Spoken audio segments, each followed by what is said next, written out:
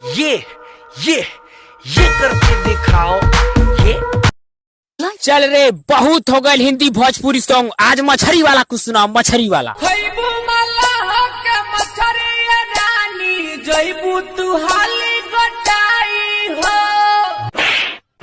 दूध दही खाए के तो मोटाइता ना है, ये मछरिया खाए के मोटा जा। यहाँ कुटुम जी बैठी बैठी फूटल लोटा में पानी लेके आव, सड़ल मुर्गा लेके आव, और उबाल खीर लेके आव। रह दी महाराज, हमार पेट खराब बा। ए महाराज यार देखियो, ये मानने को तैयार ही नहीं है कि तेरी भी गर्लफ्रेंड है। बताइए जरा।